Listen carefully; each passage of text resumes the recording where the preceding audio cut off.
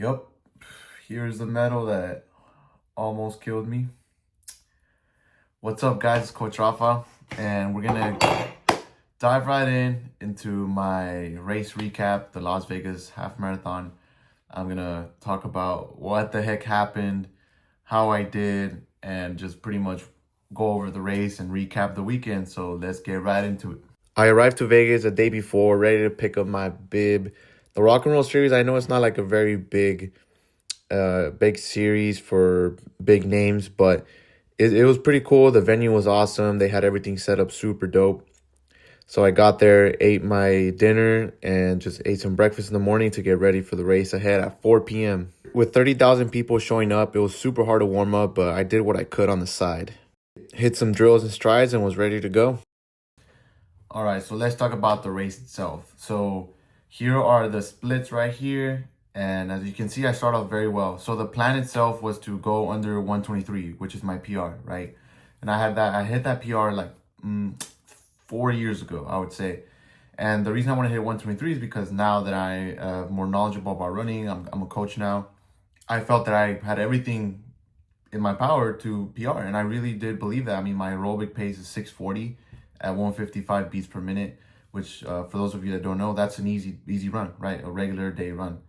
So I was really confident, honestly. I was very confident. I mean, I hit that 620, the 615 tempo for 6 miles. My heart rate was like 169.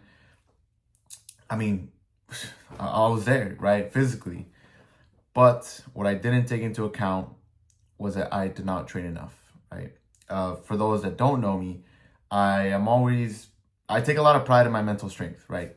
And the problem in these races is that you can't really rely on your mental strength if your physical body is not in shape, right? So we'll go mile by mile. So as you can see, mile one, we were doing good. You know, we hit the pace 619. We honestly just wanted to hold the game plan with me and my training partner was this: we go 620 the whole way, and once we hit mile 9 and 10, we'll drop the hammer and go 6 flat, right? No problem. But the course itself was terrible, right? It started off on an uphill. Now I know it doesn't seem much, but it really affected us. By mile two, my legs were already burning from the uphill, right? Luckily, we did a turnaround, and it was a downhill, and it was downhill for 4 or 5, I think like 4 or 5 miles, and it felt great. You know, I was like, okay, I feel better now. My legs aren't burning anymore. Let's get the ball rolling. So I just kept it at 620, but since the downhill was there, I took advantage and just let my body go. I stayed as relaxed as possible and ended up hitting, 610, 609. But I held it pretty much for about 4 or 5 miles, and it felt comfortable. I was very comfortable. I felt good. The only thing I will say is the road in Vegas, because we're running in the strip, the road is dome shaped. So you're pretty much one of your feet is taking more of the brunt of the impact on the ground because the ground is slanted, right? So by mile 5, my hip was killing me. My left hip was killing me because it was taking all the weight from the incline, the slight slantedness of the road. But regardless, I just started praying. I was like, God, please, please, please take this pain away. And luckily, the course remained, downhill, fairly downhill. And since we were in the first group, in the front group, the fast group, we were pretty much by ourselves. I mean, there was only like, I would say maybe 10 people in front of me. It wasn't like a really huge crowd because all the other people that were participating were behind us. I pretty much just excused me my way to the front of the line, right? Because I didn't want to get boxed out or anything. So I hit mile 7, and out of nowhere, I get this really weird cramp in my stomach. I think I don't know if it was, I'm pretty sure it was the drink that they were giving out. So they had water stations and Gatorade stations, right? Or not Gatorade, electrolyte stations. And my training partner had told me that, hey, just make sure you take a cup every single time.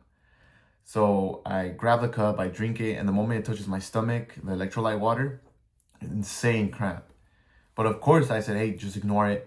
But man, that was nothing I had ever felt before. It was ridiculous. So I press on, and I noticed my pace started dropping. My legs just felt so full of lactic acid, and it's just a burning sensation, right? But I kept telling myself, like, no, you know, just tough it out. You're mentally strong. Like, who cares? So I went from 6:20 to 6:30. And the next mile, 6:40. And then 7 flat. And then before you know it, I think around mile 10, that's when my legs just completely shut down. I couldn't pick them up. It was the weirdest thing ever. And it literally felt as if my muscles were just not corresponding, not communicating with my brain. I pretty much had to drag my legs to get up, and with each step, it was insane. It was very painful. I honestly wanted to stop at mile 8, but of course I refused. I said, nope, we're finishing this no matter what. And before the race, I remember saying, I'm gonna finish this race even if it kills me. But I continued on, and then with 2 miles left, as you guys can see, I mean, it was ridiculous. I was nearly hitting like 8 minutes per mile, and at that point, my legs just didn't want to work. I felt absolutely terrible, and all I could think about was the finish, right? Somebody had mentioned that we would finish at the Treasure Hotel. So I see this huge hotel that says Treasure, and I'm thinking, it's like right there, just keep going, keep going, keep going. Little did I know, it was still like about 1.5 miles away. So my legs don't work. I'm having these insane stomach cramps, and I'm still like 1.5 miles away, right? I'm going like 8 minutes pace at this point. My legs just didn't want to go anymore. So the plan to go 123 out the window, not happening. And eventually, I just kept telling myself, just take it a quarter at a time. So, 10.25 miles, 10.50, 10.75, but oh my God, it was eternal. It was eternal. Finally, I see the line, and I couldn't even kick. I wanted to do like a magnificent sprint to the finish. I couldn't do it. I damn near crawled to the finish, but I refused to walk. I just kept doing little baby steps, 8 flat pace, whatever. As soon as I finished, I collapsed on the ground. My legs just couldn't work anymore, and it was really embarrassing. And this girl, this volunteer, she was trying to help me up. She told me I needed a wheelchair. I was like, no, it's fine, right? I could walk. So I put weight on my legs. They just collapsed again. I'm like, what is going on? This has never happened to me before. So I get up. I meet up with my training partner. We walk back to the hotel, and it was the most painful walk ever. I literally couldn't even freaking walk. It was insane. I forced myself, dragged myself through the steps, finally made it through the elevator. The moment I get in the hotel, immediately start throwing up. I think we got to the hotel maybe around 6:30, 7 p.m.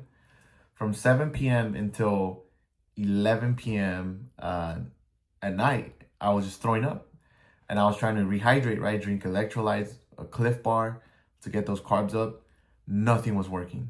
Nothing. At the moment I took a sip of something, I would just immediately throw up. And it got to the point where I had nothing to throw up anymore. It was literally vile. And everybody was concerned, right? My friends were concerned. I was concerned. So we decided, you know what? This is pretty serious. Like, this is way more than dehydration. There's no way this is normal. So they take me to the ER. And at the ER, they run blood tests. They start giving me IV. And I'm starting to feel a lot better with the IV. I was severely dehydrated for sure. Because we've been training in 60-degree weather this whole training camp since December, right? And the degrees in Vegas at this day were 80 degrees. And my body was not used to it at all. So I think that, I was very dehydrated for sure, no doubt. So my results come back, and the doctor comes in, and he tells me, what the heck did you do? And he says, because you have acute kidney damage. So my kidneys were damaged from overexerting myself and extreme dehydration. And then he tells me that literally all the muscles in my legs were broken down. They weren't torn, thankfully, or else I would not be able to do anything whatsoever. They were just broken down. Think about it, after you do a really crazy lifting session, right? Your arms are tired, you can't move them. It was the same thing, basically. He said that I overworked my muscles to the point where all my leg muscles broke down, which would explain why I couldn't walk.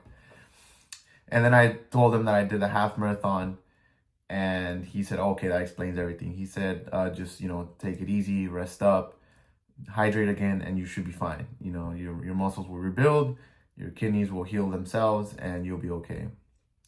Well, with the grace of God, despite it all, I still managed to drop a 132, but I know I could have done better. My heart rate says it all. My heart rate was at 170. I was basically chilling this entire time. but just my legs gave out. I mean, it's my fault for not training, but hey, you live and you learn. On to the next.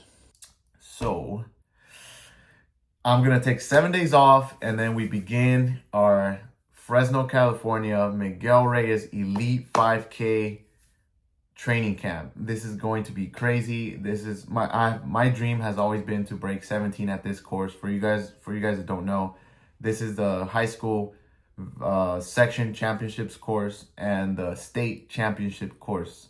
And I will be breaking 17 minutes, God willing, in this course. I will do everything in my power. I will have a full 5-month camp. It is in July, peak summer, but it doesn't matter. We'll do heat training, whatever it takes. 60-mile weeks coming up. Stay tuned for that. I will be documenting my 5K journey. So with that being said, if you want to be fast, go ahead and like and subscribe. Thanks.